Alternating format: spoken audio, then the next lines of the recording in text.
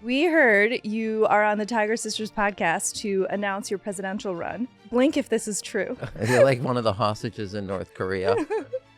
Communicate with my eyes. I think people are yearning for a sense of threads that tie us together. They're exhausted from a division politics. There's no super glue to put it back together. There's no rubber band and chewing gum that's going to put this pottery back together. I love the Tiger Sisters. I've heard about it from Chelsea and from Hillary, and I've been waiting all this time to be here. I was in China once. I've been to your neighborhood. I know your mom and dad. What keeps you up at night, and what gets you up in the morning? I'm Cherie. I'm Jean. And we're the Tiger Sisters.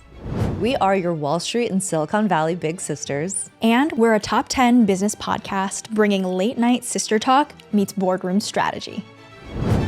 If you've ever watched the news, you know that some politicians have more power than others. Our episode today features one of the most influential figures in American politics. He's famously intense, blunt, outspoken, and he's served multiple presidents. In today's episode of Tiger Sisters, we're sitting down with Rahm Emanuel. He's a former U.S. congressman, chief of staff to President Barack Obama, former mayor of Chicago, and most recently, ambassador to Japan. He's a global statesman who's been on a bit of a world tour, criticizing his own political party. Today, we're discussing money, power, and love with a guy who has been in the room where it happens. If you know, you know. Rahm Emanuel, welcome to the Tiger Sisters podcast. We heard you are on the Tiger Sisters podcast to announce your presidential run for 2028. Something I lost in the translation. Blink if this is true. Like a hostage. Blink twice if this is true. Blink twice. You're like one of the hostages in North Korea. Communicate with my eyes. Okay, go. All right, good. So, Rahm, you're one of the first guests we share with the Megyn Kelly show. Do you have range or do we have range? Which one is it? Maybe together we create our own range. True. Yeah. I like that. Okay, that's kind of, there. So to get started, I want to hit you with a few topical questions. The first one is, how would you lead a divided United States? How would I lead a divided United States? How would you lead a divided Just United a States? softball. No, actually, no. Well, given what's going on in the country. Yeah. I'm joking. It's not a softball. Well, there's two things I think that are important. One, on the top level, I do think a president sets a tone and a temperament, rather, not temper, although sometimes you need that. And how you act would be important. So, one, people you put in your cabinet and also throughout the administration should draw on the strengths of both parties. Second, making sure that one of the things I've said before, but I think needs reiterating, as it comes to like social policy, don't send a piece of legislation unless it's bipartisan. Won't sign it. If it's even to my own party, let me relate it as an example. I was the first presidential to a potential candidate. I endorsed the Dignity Act, which is a reform of both our illegal immigration and our legal immigration. And one of the reasons is it has 21 Republicans on it and 21 Democrats. We got to get past this issue. It's true to being a nation of immigrants, and it's also true to being a nation of laws. So setting that as a kind of a touchstone. And then third, let me get to something both in and else. I was actually thinking about it as I was this morning, looking at some things in the paper, and it reminds me of a bike trip I did. So when I was done being mayor, I biked around Lake Michigan, 984 miles, 13 days.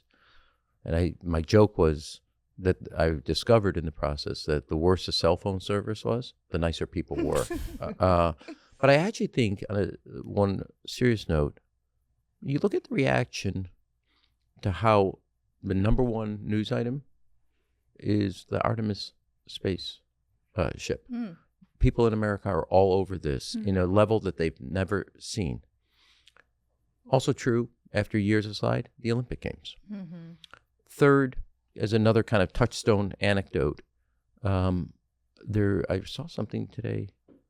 People are paying X dollars so they can be in a reading room together in a community with other people. I think people are yearning for a sense of threads that tie us together. They're exhausted from a division politics. And we've had division before. We'll have division again. When you have a country this diverse, there's always going to be divisions. Gender, education, race, ethnicity, faith, sexual orientation. But we've never had a president that exacerbates it. So a president, he's not the responsible for the divisions, but he is responsible for exacerbating them. And so I do think a president has a place. And I use this other example. Let me go backwards a little. And a reporter laughed at me. I think one of the fascinating things in music today is you have rap stars doing country music and country stars. No, but you laugh. No, it's true. But you have two different music genres from really different people and groups that hear different, but they've come together. Now, one, you can say that's just music, but I think it touches a chord. And so I think people are yearning for that. And the president has a moral component, or what Teddy Roosevelt referred to as the bully pulpit. So you can ignite that, or you can continue to pour gasoline on the divisions. And so I think that's how I would do it. I think the music it's a nice metaphor, and it kind of is saying something that in this day and age, to be bipartisan is almost like a radical platform. Well, I don't. Right. Yeah. Well, bipartisan, but also, look, our politics has gotten into a version of Hunger Games and Braveheart, and we do all of it. And I've been guilty of this. I mean, but one example I will say that contrary to that. So I'm responsible for helping the Democrats in 2005 and 6 to get the House back and get the majority, make Nancy Pelosi speaker. While I'm beating the crap out of Republicans, recruiting Democrats, President Bush and I work on the Great Lakes Restoration Act. I passed a landmark environmental bill restoring the ecological health to Lake Michigan, Lake Superior, Lake Huron, Lake Ontario, et cetera. So you got to know how to work together. And had every Republican in the Great Lakes states co-sponsor the legislation. That was my first bill I introduced as a member of Congress. So you can do that, and bipartisanship is one thing, but it's just, and I've been, as you and I were talking about earlier across the country, there's more consensus in America than there is in Washington. And don't lose sight of that kind of gravitational pull. It can get ugly, but it requires all of us working on empathy. And I will be honest, I need to do that myself. I have played a game that's bare knuckle politics, and sometimes, no doubt, have crossed the line. So all of us have to work on it. You two have to work on it. We all have to work on it. Not just listen to other people, but try to hear them, both what they're saying and the intent they mean to communicate, even when we disagree. And I'm not sure I do a good job of it. I definitely know I have a spouse that thinks I suck at it, okay? Well, so as you're talking about bipartisanship in Washington and also the White House, we want to go back to negotiation and the topic of negotiation. So when you were chief of staff in the Obama White House, your job involved negotiating between Congress, the president, and a bunch of competing interests. What is the most important thing people misunderstand about how major deals actually get done in Washington? And what is the biggest mistake people make when it comes to deal making? All right, so I will tell you two anecdotes to tease out a lesson. Gene Sperling, Bruce Reed, and I are responsible in the final balanced budget negotiations. The final item, the Children's Health Insurance Initiative. President Clinton had introduced part of the balanced budget agreement, kids' health care. It's called CHIPS. He being President Clinton, pediatric care, eye and dental, but it would expand to these kids by expanding Medicaid. Republicans under Newt Gingrich counter with pediatric care, no eye and dental, but a separate program, not Medicaid, because they hated the entitlement, Medicaid. And one other thing, my dad was a pediatrician. He used to do rounds with him, so this is very personal to me. And also my mother was a nurse. And in the end of the day, we negotiated, it would be the president's healthcare policy, pediatric plus eye and dental, but it would be the Republicans' structure, which is it wouldn't be part of Medicaid. It would be the program called CHIPS, Children's Health Insurance Program. Okay. 10 million kids, parents work full time, make more money than Medicaid, but have no private insurance. So they're caught in this gap.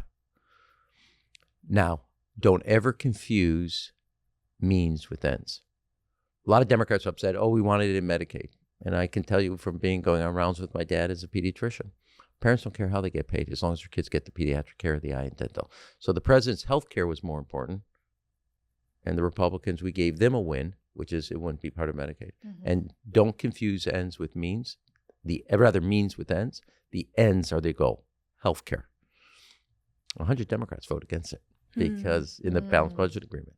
Other reasons they voted against the balanced budget agreement, they voted against that. 10 years later, it's the second bill President Obama signs to get reauthorized and expanded. Led the negotiations on that. Second, something that I practiced when I was mayor in negotiations. So let's say before you kick off formal negotiations, I used to bring in all the presidents of each of the individual union, and there are 70 some odd separate agreements we had. And I said, I'm going to have 5 of my top priorities, or 4, pick your number. You bring your 4. I want you to lay out why they're on the list. I will lay out mine. We will meet a week later. You will respond to my 4, and I'll respond to your 4. So before you sit down and you get your helmet on, your shoulder pads, you wear your jersey, we're going to sit here and hear each other without, and I have to be respectful to the leader. They get elected.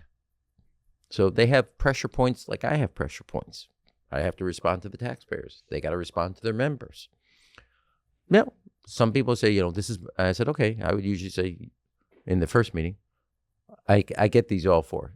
Tell me which one's 1, etc. Now, the second meeting was, I can live with 1, but 2 and 3 ain't happening. Not happening. Yeah. On the 4th, here's what I'd like to change. Are you open to this? And we would hear each other. So when we got to the negotiations, and the whole goal of that was, can we create a context of a win-win? Sometimes I'm going to win and you're going to lose. But you don't start there.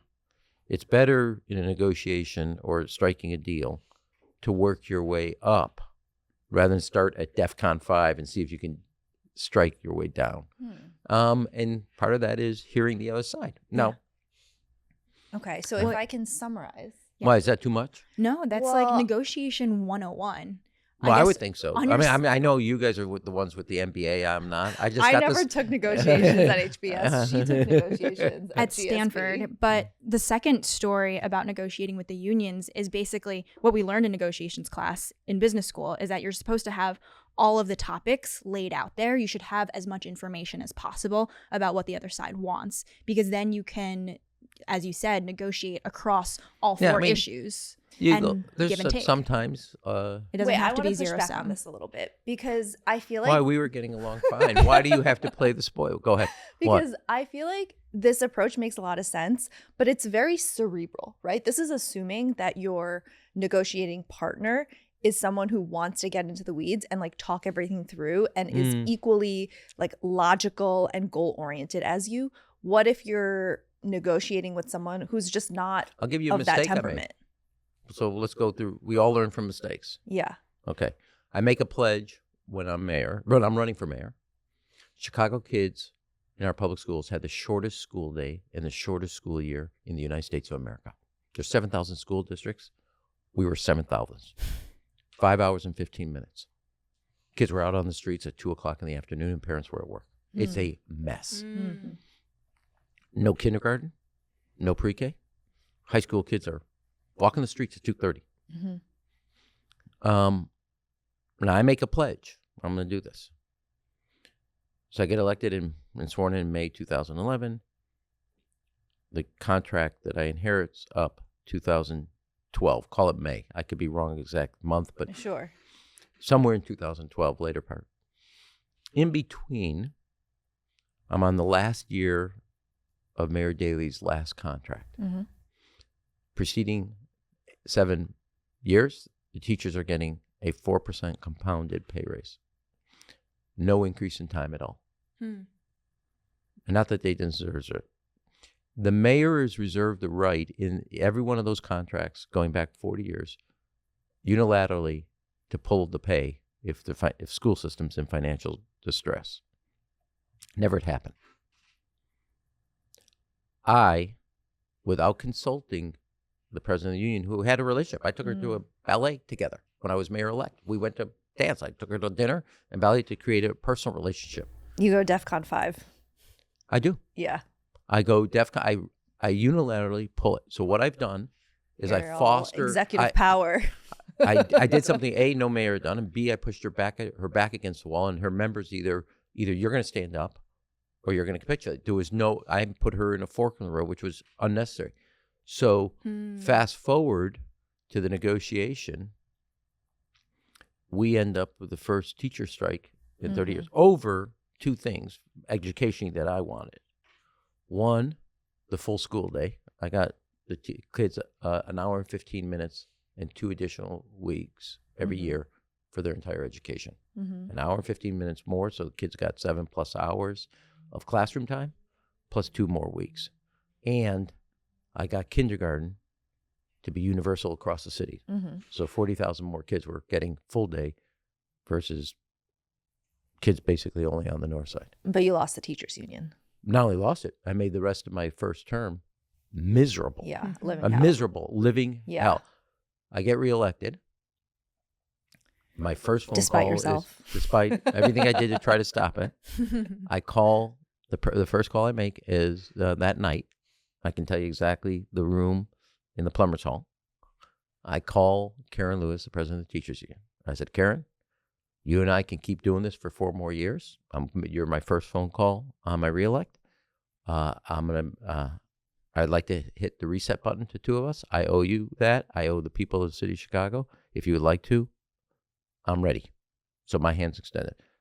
Fast forward, when the contract I negotiate comes up the first year of my second term, they work a year without a contract because Karen and I had built trust and respect. And it was over our attempts, hers and mine, to try to stabilize the teacher's pension, etc. But I made, and I've said this publicly, so it's not the first time, but that mistake colored the entire first term, and it's on me. There's no doubt about it. So hearing people, that's why, tell me what your wins are. You're not going to get them all, and then prioritize your wins. And when you say it, you're telling me, well, here's my number 1. Then that's number 1. That means you're going to be open to compromising on 2 and 3. So, Yeah. I mean, I'm also hearing from you, you can rebuild a relationship. you can. From Depends where it is. I mean, I think one of the problems, not to blow it up into what we're having news today, do you actually believe when President Trump says X? Nobody believes him. So here we're about to go into negotiations. We're going to obliterate a civilization. Every day, within a single day, he has 4 opinions on the same topic. Nobody believes him. So the trust in America has been degraded to the point that nobody trusts the word. Famous anecdote, in the middle of the Cuban Missile Crisis, Ally Stevenson, our UN ambassador, goes to see Charles de Gaulle about the Cuban Missile. Stevenson's is going into his briefcase to bring the photos to show from the flight overs about the Russian nukes. Charles de Gaulle, the president of France, says, put those away. I have the word of the president of the United States. Now, do you think today, Macron, Starmer, Mertz, anybody, Secretary of State shows up, you think any of them say, well, the president said it, so obviously I believe it? Not a chance. No, that's going to take you a generation to fix that. Quick pause, Tiger fam. If you're listening to this, it is so important to subscribe to the Tiger Sisters podcast. Yeah, subscribing is one of the most important things you can do to support Tiger Sisters, and it's totally free. When you subscribe to Tiger Sisters, you get notified whenever a new episode drops. And we are also starting a newsletter, so it is very important that you sign up for the newsletter now. The link is in the description. It literally takes 3 seconds to do, and we're available on Spotify, YouTube, and Apple Podcasts. Now back to the show. So Rahm, on the topic of soft power, I want to talk about American hegemony. So American hegemony refers to the United States' dominant position in the global political, economic, military, and cultural order. Do you think we still hold this position in the world, especially in the light of nuclear proliferation and the rise of major global powers? And is it important to maintain? Yeah, I mean, look, when you have the largest economy in the world, the largest military in the world, and you still are a dominant cultural attraction, what is Professor Nye refers to as soft power. Yes, we are a leader. Has the credibility and capacity of the United States been degraded? 100%. So I wrote this piece about a month ago in the Wall Street Journal, rethinking of the world. There's no reset button on the Resolute desk. So you just don't go in and go, the rule of law. No, well, like, okay, you did that before, but you broke it, so you don't, So, and I don't think Democrats and Republicans, mainly Democrats, fully comprehend what Prime Minister Carney said from Canada when he said, this is a rupture. Yeah. There's no super glue to put it back together. There's no rubber band and chewing gum that's going to put this pottery back together. Yeah, Mark's pissed. So, and he has every right to be pissed, but he's also speaking for a world that says this is a rupture. This is broken, not to be reassembled. And I think Democrats that rhetorically talk about restoring the rule of law don't understand that for us to do that means the other side has to accept it, and they don't accept us anymore. Now, do we have power? One, what's the toolbox? In the toolbox, there's many things, but there are 4 big things. Military power, economic statecraft, political persuasion, and cultural attraction. That is your toolbox in the national security. Now, every part of the world is different. So like with Europe, just by memory, I called for what I call modernization reform, meaning, one, whatever troops are west of the Rhine River in Germany, if they're not nailed down and not necessary, move them east, move them to Poland, move them to Romania, and tell the countries there, you're going to move that too, and I would clean up NATO headquarters. I'd go through there and say, we're making a 10% cut, and everybody in this building, 10% are going to move as active deterrence. Second, take what are called gray zone attacks, like what UK just experienced with Russian subs in and around their waters, looking at the cables and pipes, etc. You do this, it's a NATO response. So Putin understands that these things, blowing up logistics centers, creating fires, etc., here's when you cross the line, and this is what's going to come at you. And then third, economically, I would create negotiations right now with Europe around an economic agreement around supply chains and new technologies, fusion, AI, quantum computing, life sciences, etc.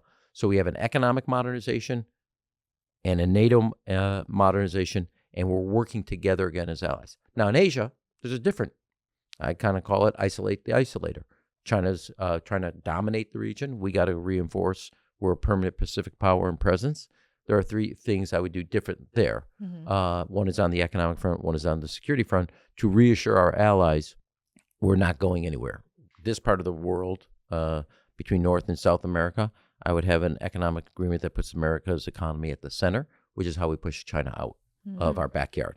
But there's all different ways you assemble the tools and instruments based on the priorities. In Africa, show up early and often, 4-corner strategy, South Africa, Nigeria, Ethiopia, Kenya.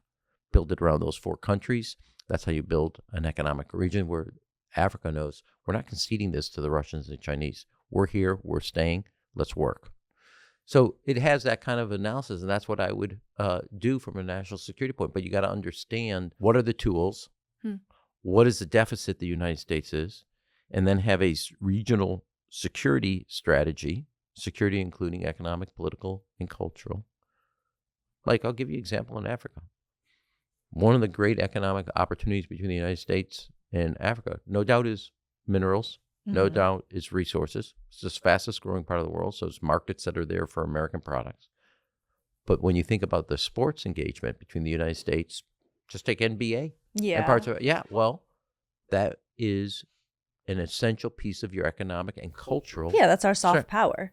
I mean, I've said before. But we have atrophied it. Yeah. Well, okay, that's part of our soft power, but who's nurturing it? Who's taking care of it? Who's investing in it and realizing we have a president of the United States right now who has reduced 3 of the powers to sideline them and reduce them out of tariffs, out of the American brand. And he thinks that the only thing we have is military power. Yeah. That's a real problem. Well, it's interesting, I think, on the soft power and also like cultural influence. Something that we've seen, I guess, over the last few presidencies is more of a social media leaning, and I know declarative statements on social media, on X and Twitter. And so do you see this transparency between the president and the American people as a good thing, or is it something, I mean, that you've said erodes trust, given the tweets over the last few weeks? This to get back to our first thing. Yeah. At one level, he has, every president, let me back up. Every president tries to figure out how to get past the DC security guards called the institutional media. Mm-hmm. Some people done it town halls, some people different formats, podcasts. This president is using media posts. But what in service of what? And do I think it's transparent? I don't think it's transparent with a president that's not believed. Mm-hmm. So not trusted. Mm-hmm. When he talks about, think about it, in the last 96 hours, we had a president of the United States call that we were going to obliterate a civilization, and a vice president in Hungary saying we're going to restore a civilization. And then we have a Secretary of Defense simultaneously calling for a Christian crusade. And everybody thinks, starting with the Pope, what are you talking about obliterating a civilization? Mm-hmm. So he did it on a social media. I don't think it enhances transparency. Although I think collectively the world concluded we have a president of the United States that's more than just out of control, that there's something wrong. Mm-hmm. As I jokingly say, but I mean it with seriousness. Mm-hmm. There was a movie called Dumb and Dumber, probably pre your age. So if they do a sequel, there's a lot of competition in this administration for who gets to play the lead of Dumb and Dumber. Yeah, more communication does not always equal good communication. So I get everybody, it's social media, it's TikTok, it's Instagram, etc., of which I want to ban for all 16-year-olds and younger because I think it's destroying those kids. And I don't believe an algorithm should raise them. I think adults should. But the medium doesn't tell you about transparency. Transparency means that you're honest and forthcoming. And this is a president who is situational with the truth. Mm-hmm. And I think that's a gentle way of saying what I'd like to say. But I'm cleaning it up so we don't get you guys banned by the FCC. Say it how you want to say it. No, I don't. And you know, can I say something funny? I want to egg you on. No, I know what I say. So I'm known for my foul mouth. Yeah. Okay. We haven't seen it yet. You can't. Well, ready? Two things I'll say. One, senior advisor to President Clinton, member of Congress, chief of staff to President Obama, mayor of the city of Chicago, ambassador to Japan. You'll never find me. Go back through all 35 years. Never. We'll say it publicly. Now, you get me in a private room and we're negotiating or something or whatever. I'll let it go, but nope. Now, jokingly, so my wife's from a small town in Ohio, Republican family. And on Sunday shows during the Clinton, she would always call and say, Rahm did well. I said to my mother-in-law, Mary, you don't think I did well. You were just holding your breath for 12 minutes, seeing if I could get through without letting go an F-bomb or something like that. But I don't ever do it publicly. Now, all of a sudden, there's all these stories of Democrats, they're like, it's passé now. Now I'm going to move on. I'm not going to do it ever again. But President Obama jokingly once said that when I lost my middle finger, I was left mute for a year. I couldn't say anything. But I don't ever say it publicly. Yeah. It's not appropriate. It's disrespectful. Private, you turn off these cameras and the microphones. Give me a topic on Trump and I'll let it go. Okay, so one thing we don't talk about enough is how much research goes into every episode of Tiger Sisters. And every episode is chock full of research, facts, and stats. And that's why OneSkin really stands out to us as a skincare company, because it's not just fancy packaging, it's actually real science with real stats, real data, and also women with PhDs. Yeah, and these longevity researchers have actually created OS1, which is OneSkin's proprietary peptide, which slows skin aging directly at the source. I love how it fits in my everyday routine and my skin feels amazing. And this isn't just my own experience. OneSkin's products are backed by lab and clinical data, including 4 peer-reviewed clinical studies to validate their efficacy and safety on all skin types. Yeah, I also love that they have over 10,000 5-star reviews. Born from a decade of longevity research, OneSkin's OS1 peptide is proven to target the visible signs of aging, helping you unlock your healthiest skin now and as you age. For a limited time, try OneSkin for 15% off with code TigerSisters. That's oneskin.co/TigerSisters. That's 15% off with oneskin.co/TigerSisters. After you purchase, they'll ask you where you heard about them. Please support our show and say that the Tiger Sisters sent you. And now back to the show. Yeah, okay, since you mentioned Obama, let's do some impressions.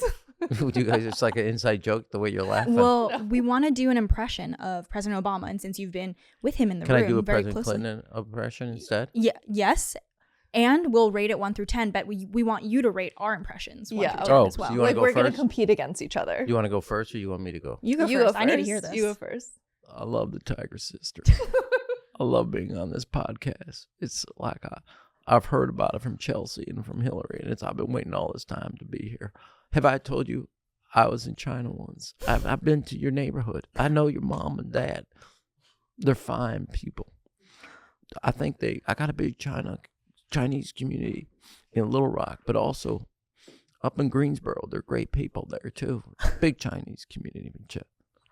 Okay, that's got to be a 10. That's got to be a 10. Yeah. That's You gotta get be a 10. get yelled at for 7 straight years, and you kind of pick up on the yell. I can't do. Okay, I want to see your Obamas. Okay, you go. Okay. This is my Obama impression. Okay. America, we have been more divided than ever. What we need to do is come together as a nation under one. Keep that in mind, and then Jean will go, and then you can see who does it better. Should I say the same thing? Sure. I'm not. She's taking improv classes at Stanford. I don't know why, but Okay. okay. You can also I use... took an improv class at Stanford. It was a dance improv, not an impersonation improv. Well, there you go. You can use your hands, too. He's like a very... All right. Like, I'm well aware of what he is. Yeah. All right. Rahm, I want you to research this. Can I ask you, where is this southern drawl from? that's southern. Where did you? Okay, I don't got it. I don't got it. Okay, I He lives don't in got it. Kenwood in Chicago, which is on the south side, but it's not a southern city. I didn't do Southern, right? Yeah, you did it slightly. Both of you. I think you're both influenced by my Arkansas. Maybe. I think that was you should have gone first. Okay. Rahm, I want you to take this seriously. No, go. All right, I'm so sorry. I won. I win by No, default. Hers is I- too Southern, I- right? But Wait, you do it. You do it. Okay. No, I can't do Obama. Why not? Wait, I can't. I just I'm not good at it. I'm sure it's better than mine. Well, that's without a doubt. Okay. He's, one of the things Obama would do, not accent wise. So if you were sitting here, he did this to men, not to women. He would comment on your attire if he thought it was wrong or something like that. Like I don't- Fashion police style? Totally. Uh-huh. Totally. He would do Was it to help you out? No, because you Um, can't change your outfit in the moment. Or I guess No, it's it's just like, Hey, man, I mean, what are you wearing? No, he would go like something like this. I think that your shoes need to get buffed. Something like that. It was like he would say it as a suggestion, a healthy one, but it was a criticism. It was masquerading as, maybe you want to get buffed, but it was, don't show up in my office. Yeah, he was. It was a respect thing. It was like a respect the office I think you're thing. cleaning it up. I think he wanted to take you down a notch or two in front. Yeah. Well, he's like, show up right or don't show up at all. Yeah, Is what he was saying. He was He very, said come correct so it was very to the Oval Office. I had a picture in the mayor's office, side by side, of Clinton and Obama at their desks, Yeah. or their desks, just done from the door, shooting in. And President Clinton's desk it looked like just total chaos, slightly reflection of the personality, which is he was doing multiple things multiple times at different but there was actually the cabinet stuff, the books he was reading, the coins he was given by military people, pens as gifts. He loved really fine points. There was order if you knew his personality. I have a picture, first day with President Obama, first meeting him, President of the United States, at 9 a.m. that first day. Nothing. I come as mayor 3 years later. I remember the meeting. And you look at there's a shot over our shoulder to the desk. Nothing. Tight, organized, very, chaos versus cleanliness. That was it. And you order. could tell everything about their personalities and how they function. Oh, my desk is a total mess. So mine is clean, gets crazy during the day. I clean it up at the end of the day. And so when I walk in the morning, it's clean. Are orderly. you a zero inbox type of person? Like you need to get your inbox down to So zero? so President Obama and I share this. So every week I have a business card I carry. It has my to-do list that I make on Saturday and Sunday for the week. When I was mayor, you have that every week. And you get things off. Second is you have one for each year that you do at the end of the year, and then you have one for each term. Now, there's this great photo that the President Obama gives me as my departure gift. It's the to-do list we had for 2010 with a little note on his left-handed signature. Not bad for a day's work. And it's a photo because at every end of every day, we would take a walk around the south, a couple times around the south lawn, around the driveway. And he's rolled up is the to-do list and rolled up in my hand. And Michelle used to say, oh, the boys are going for their walk. And we were to-do list people. Mm-hmm. And we would have our to-do list for the week, for the year, for the term. And I kept that. I've always had that tradition, but I kept it as mayor, and I kept it as chief of staff, and I keep it now. It sounds like you guys were very aligned in your Stylistically, operations. Yeah. We had different views on things, but yes, very aligned on the sense of order, keeping people on task, don't get distracted, make sure the goal is set so we know what we've accomplished. And did you write your to-do list on the back of a business card because it forces you to be concise? Not a business card. It was like a little small notebook. like a 2x4. It was and I have the kids joke because they framed each of the business, the chief of staff card, the ambassador card, the mayor card, the Congress card. And I have, there's little cards made. And I keep them and I rewrite them each week, Saturday and Sunday, going over the weekly reports from the week before by each of the cabinet members. You do a version of that. Yeah, I'm very big on to-do lists too. Yeah. Me, you, Obama, we're all the same.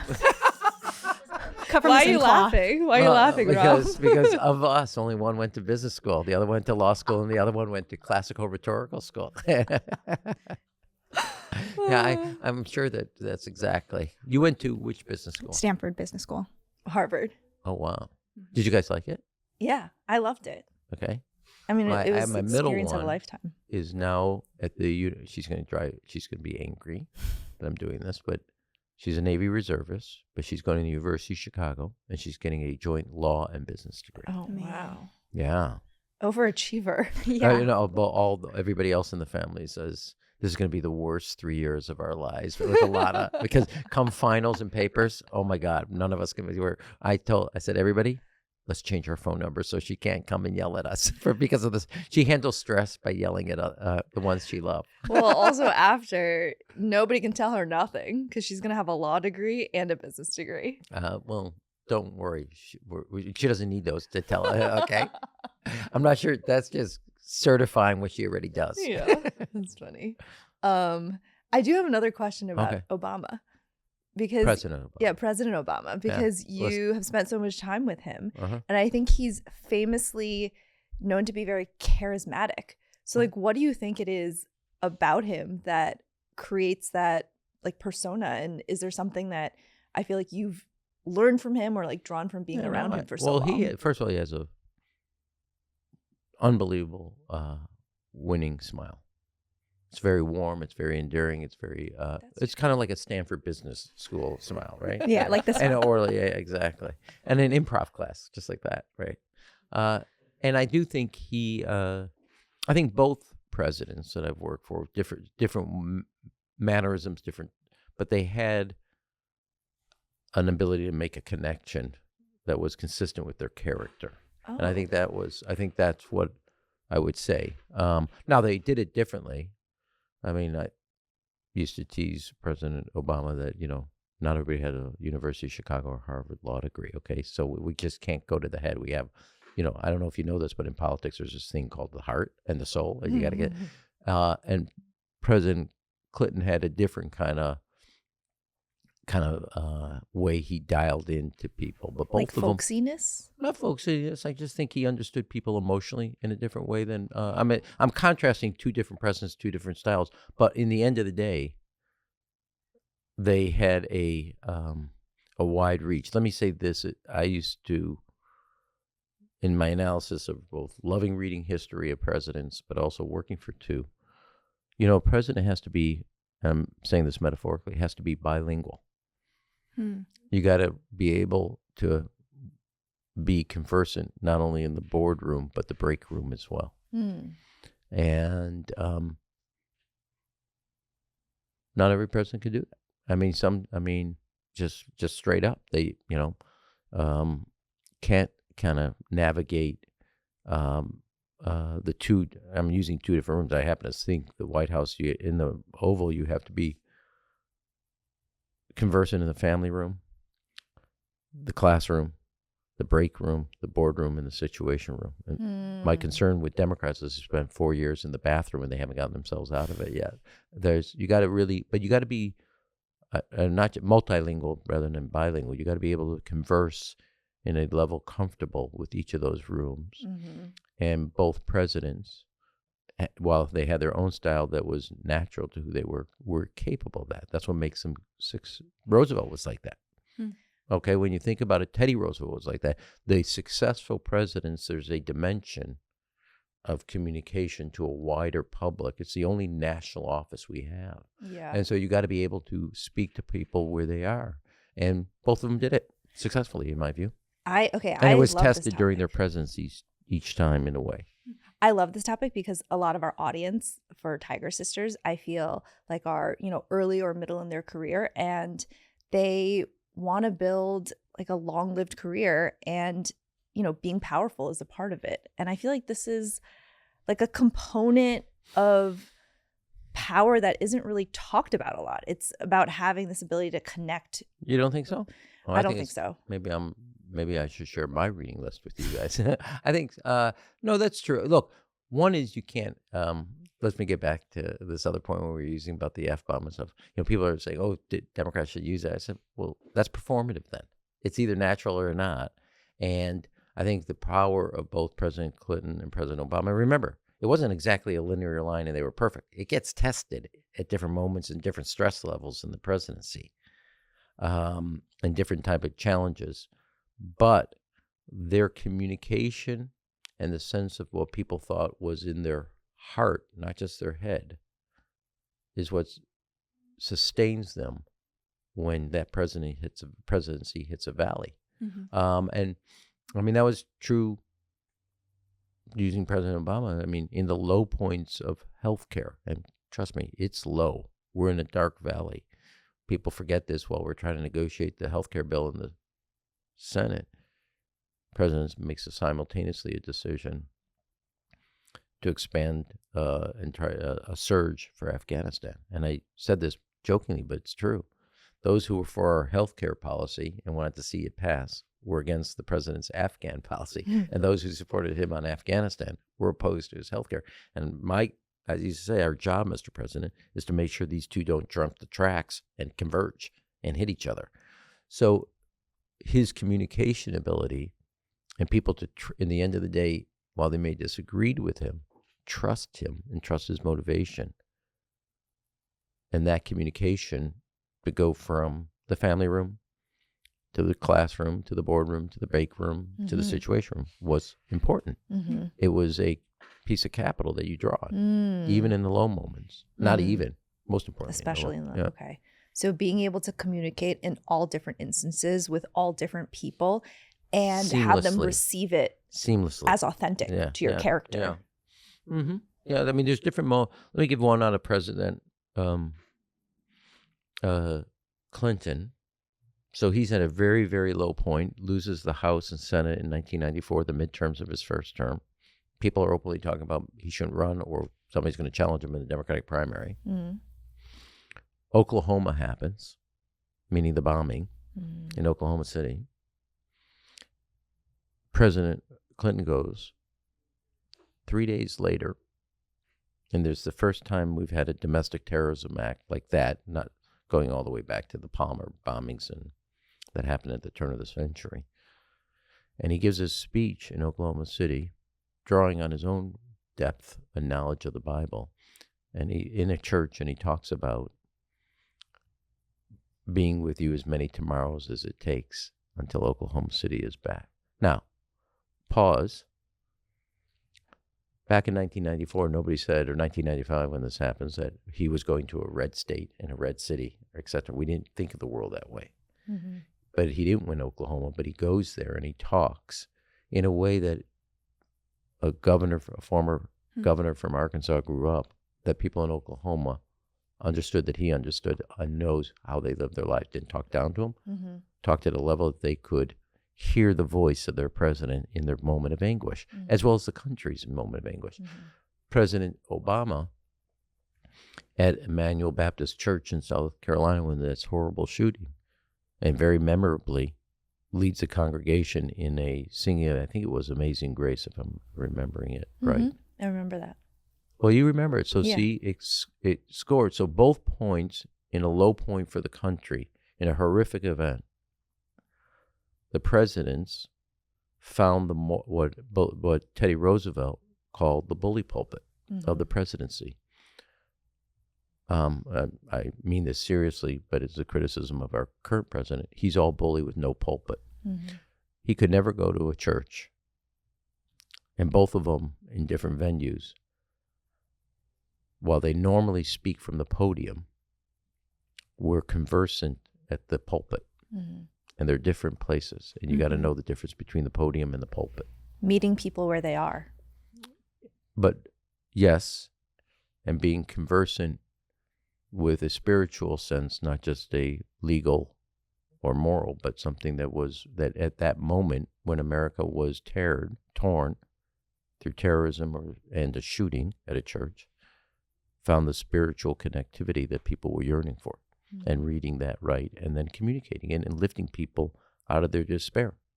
So, Rahm, on the topic of power, what is the most powerful role aside from the President of the United States? You've seen Washington at all levels. Is it the Chief of Staff role? Parent. Is it Secretary of State? No.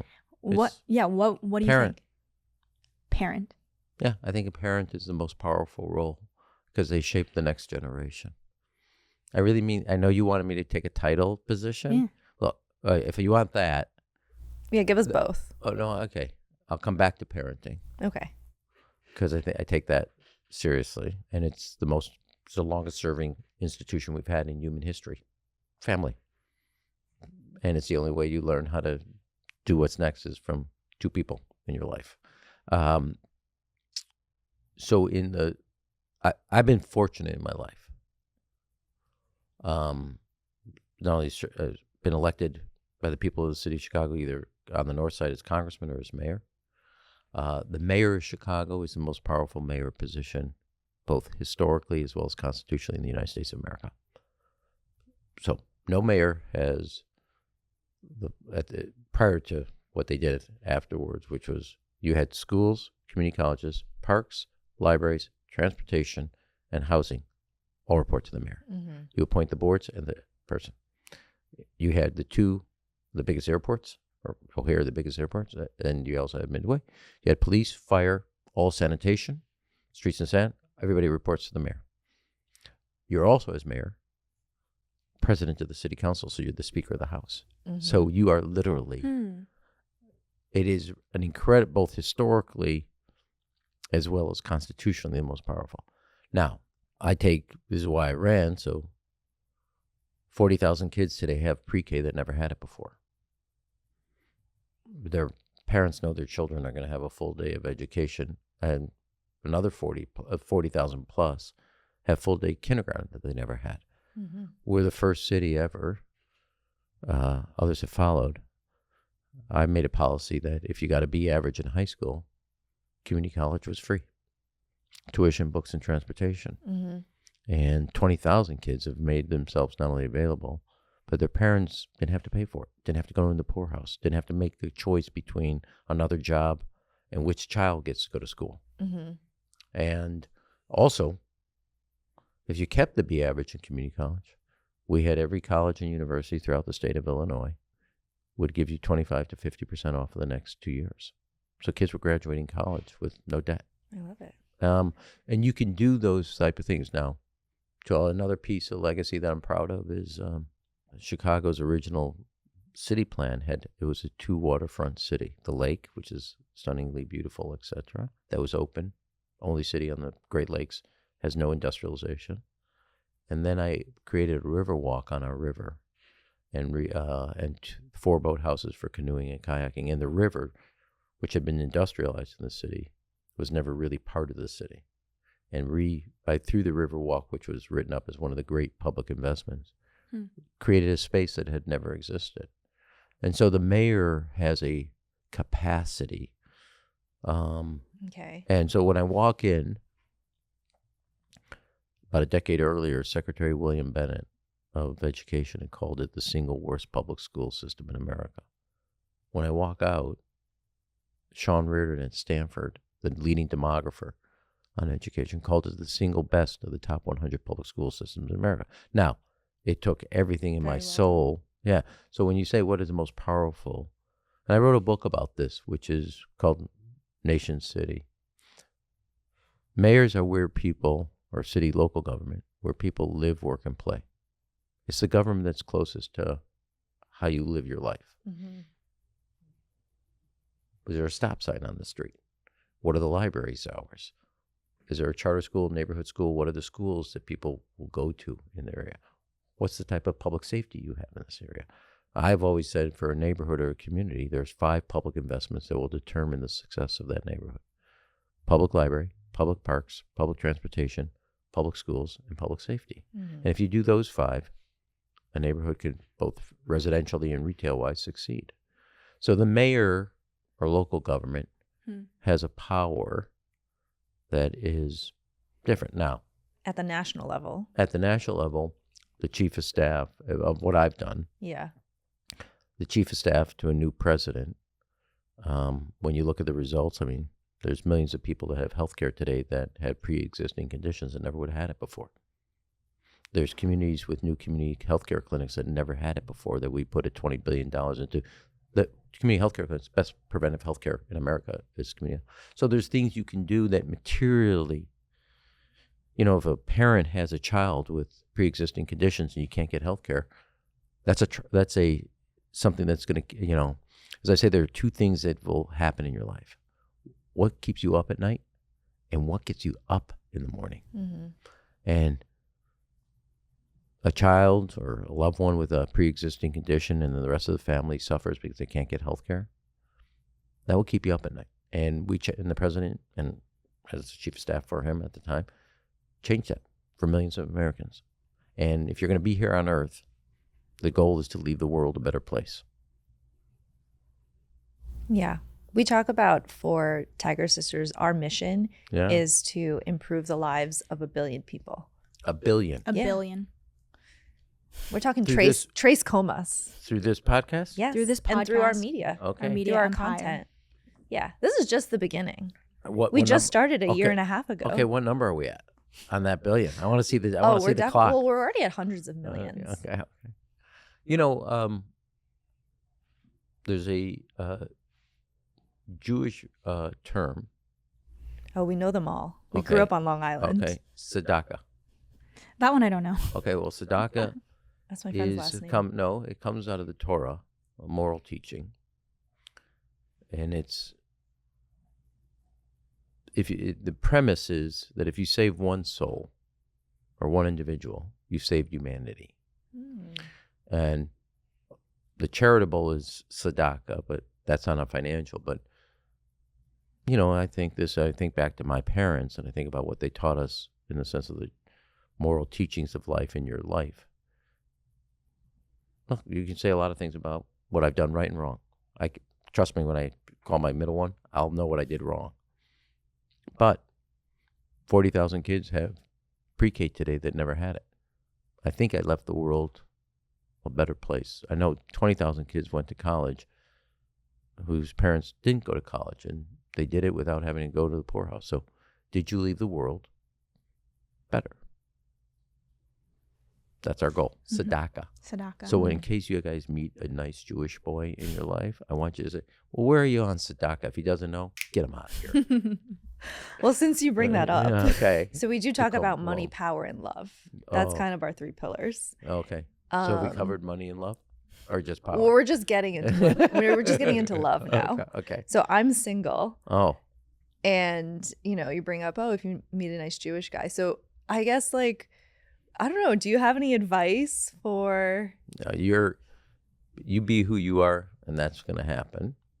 And that's my view. Number one. Number two, probably you should be asking my kids, but obviously different activities and stuff like that you do, so you meet more people. You guys said you live together, you work together, you drive here together. He's just like, get out of the house. Maybe don't spend so much time go together. for a walk without her. Okay. Yeah. No, but that I'm not the person to ask on this. Although I met Amy on a blind date. Yeah. Okay. And you've been together 30 plus years, Yeah, right? so I'll tell you a joke, 31 to be exact. I know for Amy it feels like 65. I used to joke, my dad passed away at the funeral. I said my parents were married for 64 years, and they argued for all 67 of them. No, and you guys met later, and you were both in your 30s. Yeah. Yeah. We met later in our life. Mid to late later 30s. in our life. But jokingly, so we meet on a blind date. Amy's conclusion was, we should have known it right then. One is I showed up 15 minutes early, and she goes, he's waiting downstairs, etc. Our whole life, I'm early, she's late, and we barely compromise. You on were top, right? 20 minutes early to this. It used to be my big beef with President Clinton. You can't be 2 hours late. It's disrespectful. So I am early. That is a constant. Okay. And she'll always, Amy said if we ever had a 4th child, she would name it Patience as a daily reminder. And I said, patience is a waste of time. Now, get out and meet people. Have friends help you. Yeah. Yeah, but don't rush it. Okay. Yeah. Until when you know who you are. So I don't think I could have done a family if I hadn't made one of the milestones of my career, which was working for a president. Once I kind of clicked on that, I felt like I could open up and do other things. So I have all the confidence. Okay. If not, the Emanuel boys will take you under our wing and make sure we guide you. Yeah. See, now you're my friend, so you're going to be helping me. Yeah. It's very important in life to find the right partner. It's the most important decision. Here's what we're going to do. That affects Ari, everything. Ram, and Zeke will take you under the wing and we'll guide you.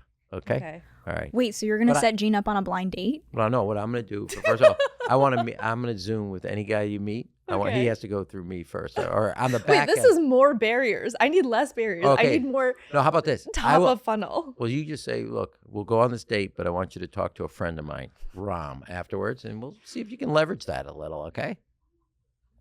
That might scare Is them this off, helpful? actually. I feel like this is... Well, we'll see. If the guy's not up to it, we already know he's not, forget about him. True. Put him on the sidelines of the, Highway 66. I have leave enough him- requirements already. Yeah. So, well, my view is Okay. live together, work together. Maybe how you get here, slightly separate and go a little solo. Fly solo for a second, okay? Okay, yeah. Get out there more. Yeah. Yeah. 100%. Get out there more. Maybe some blind dates. 100%. Okay. Yeah. I did blind dates. Amy wasn't my first blind date. I know you find it weird, but I thought she was cold, and she thought I was arrogant. And Amy said, well, we're both right. And the rest was history. Yeah. 3 kids later. Well, I love this discussion about family, and we want to transition into the relationship that you have with your brothers, because you are a powerhouse family. Like, you, of course, have a legacy in Washington and in policy in Chicago. One of your brothers helped shape healthcare policy for the nation, and another one is a media mogul, CEO. And you guys are very much like the Tiger brothers of our Tiger sisters. We look up to you in that way. And so I'm so curious what that dynamic was like growing up in terms of competition, and nowadays when you guys debate who wins. So here's how we grow up. We're also very close in age. So when you told me you guys are 7 years apart, I think Ari is 16 months to the day younger than me. Okay. He's the youngest. And we shared a room growing up.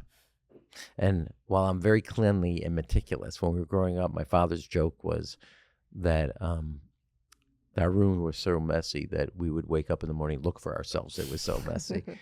Zeke, because he was the oldest in a Jewish family, he got his own room. Now, the other truth is, Mom and Dad wanted a room because we had, at different points in our life, our grandparents lived with us. We had a foster brother live with us. So there was always a room for whoever was showing up. I mean, we literally always had a seat at our kitchen table. It was like whoever, somebody, you would, halfway through dinner, you would say, how long are you staying? Because people were just showing, cousins, friends of children of my dad's patients, lived with us for months. And so there was a room available for that foster person. Many times it was the first 8 years, so it was my 6 years of my life was my grandmother on my dad's side. And then when I was 11 and 12 and 13, part of 13, Grandma and Grandpa on my mom's side lived with us, and then a lot of other people. We had that too. Yeah, so family is very important. Now, to the brothers, we are incredibly, intensely competitive, but you criticize one of us, the three of us will kill you. So I will Zeke and I will. So I was at Ari's house last night. He's got his birthday coming up, and I had dinner with him and his wife, Sarah. Zeke happened to finish his book thing, so I drove over so he wouldn't eat alone. So it was a Korean restaurant, great one here. But I went and had dinner with him. So he, now in both places, I was told how stupid I was. Okay. And I returned the favor by telling them how stupid they are. Okay. But we also, Ari, Zeke, and I, my 3 kids, Ari's 4 kids, Zeke's 3 kids.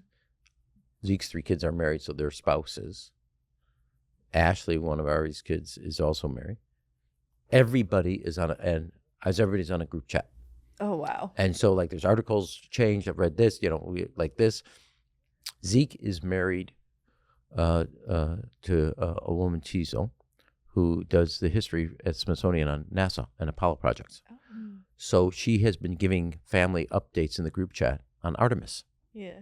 And telling us, like, I don't know, a couple of days ago, she was the last 24 hours, that the reentry was going to be the biggest challenge, and saying why, et cetera. And so, but, I've sent this morning already 2 articles into the group, and Zeke will do that, and some of the cousins will do that, or somebody's refer, So there's a group chat, and then there's all the Emanuel dynamics happen out on the group chat, too.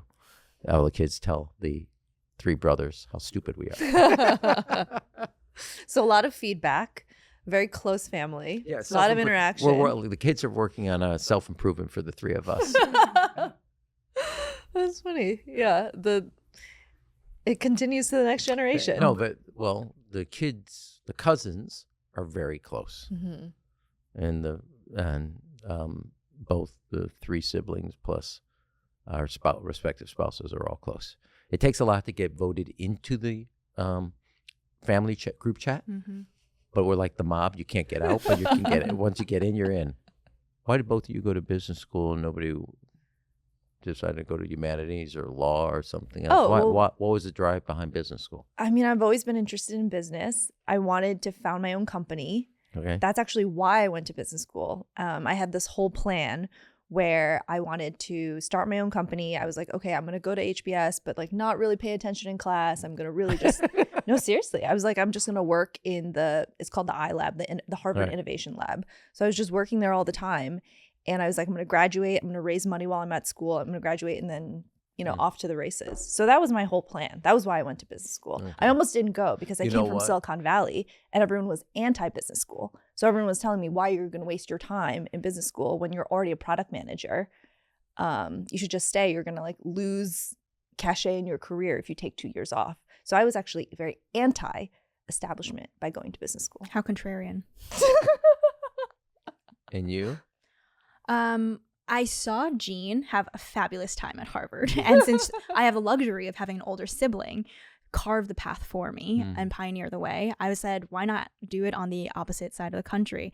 But I guess the real answer is Jean had like such an amazing experience that it's something she'll look back on when she's 80 years old and be like, 2 years going to classes, being a student again. I was pretty burnt out because I was coming right out of the pandemic. I hadn't met anyone new for the last like 2 or 3 years.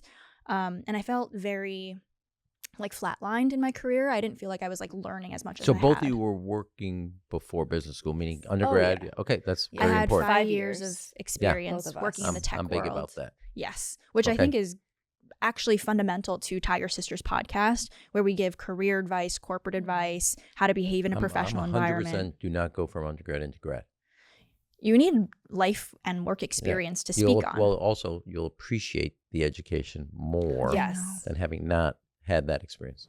So this last section is called the live improv debate. So Oh. we're going to help you do some impromptu presidential debate prep. Oh. We're going to give you a topic Oh. and see if you can speak on it on the spot.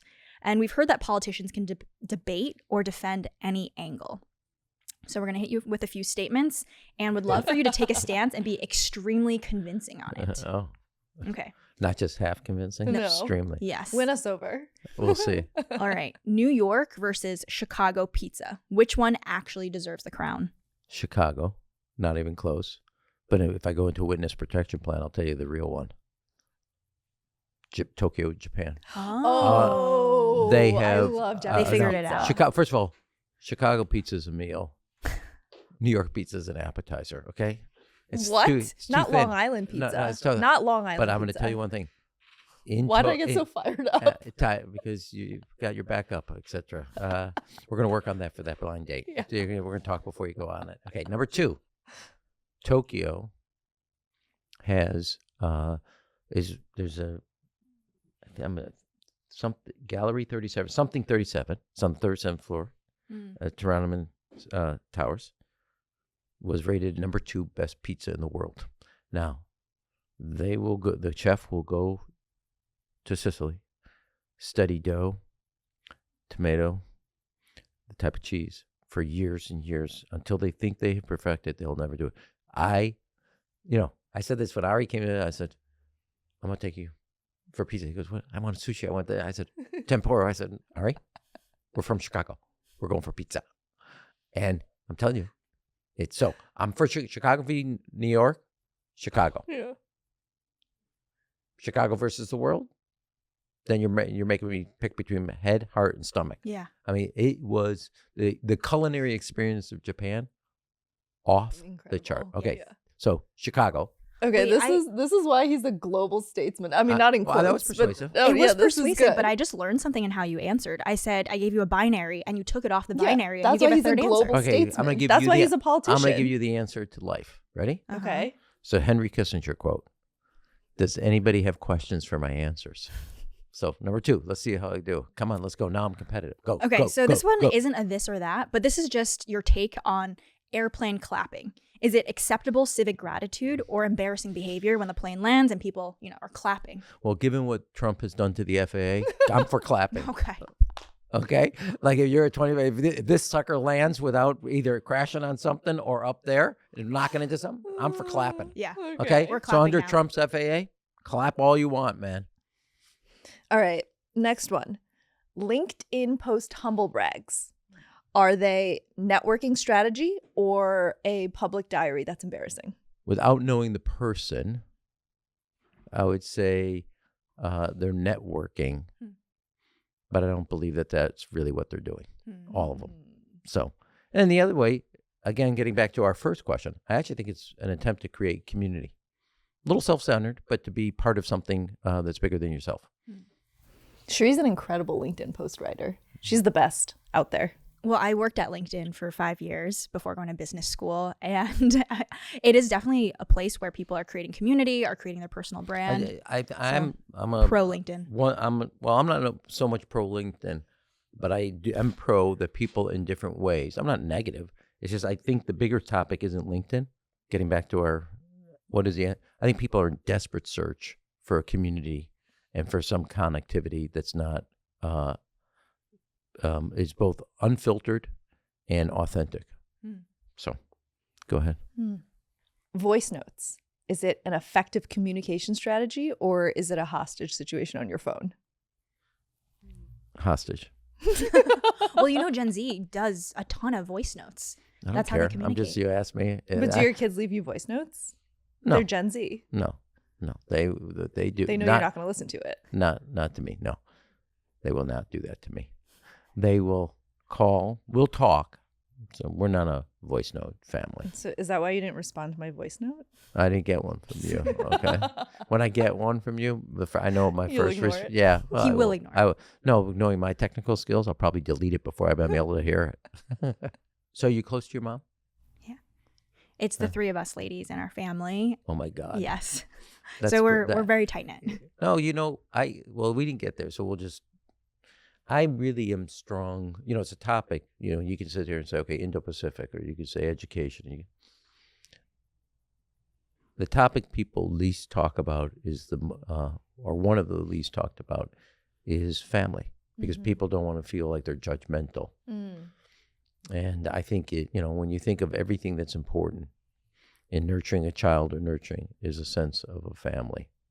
And you only got the examples that were set. And, my dad used to always say, not that he practiced this, he was a pediatrician. He never met a child that was spoiled because they were told too many times a day they were loved. And I try to do that every day. My dad would call all three of us schmucks, but we never got the love, but his patients did. The other thing is, I'm really big, and I bet you guys grew up like this with your mom, about meal times. Having family that we did, throughout our career, my career, which was obviously you're not in control of your own schedule. A lot of people are not, but we made time 4 nights a week for family dinner. But we don't talk about it because God forbid it, and there's a lot of single parents doing heroic efforts. Your mom being an example. But the family and nurturing it, strengthening it, is going to be the most important thing we can do as a society. And we don't talk about the most important thing. And this has been my philosophy my whole life. It's got strengthened when I was mayor. That the 3 doors a child walks through that will determine their life are the front door of the home, front door of the school, and the front door of the place of worship. And if one of those doors are closed, it will change the trajectory of a child. But did you guys grow up in a spiritually grounded family? We In grew your up going to faith? church. Church? Yes. Yeah, I think it's very, very important for the, we have, one of the 4 meals was our Sabbath dinner every Friday night, so that the kids understood who they were, what their moral teachings are and stuff. So, yeah, I'm looking forward to creating my own family and like having all those traditions, and I think it'll be fun. It'll be a new everything part that of you life. said you wouldn't do, and you looked at your mother and said, I will never, you'll find yourself doing it. We're already doing I'm things already like doing that. I'm like, I am my mother. I am basically my mother. Is that true? Oh, yeah. Yeah. I'm doing things. Who had a closer relationship to your mother between the two of My you? sister. She's the baby of the family. Yeah. So everyone loves the baby. Except, when you're the middle child, everyone loves the middle child. I used to say to my, the joke in our house, I used to say to my mother, you love Ezekiel more than you love me. And she said, that's not true. I hate you all equally. That's a great answer. Right. That's where you learned your politics from. Yeah, That's where. The other thing I used to always, being the middle child, I wasn't the baby, I wasn't the eldest. She goes, that's true, but you're the bologna in the sandwich. And everybody likes meat.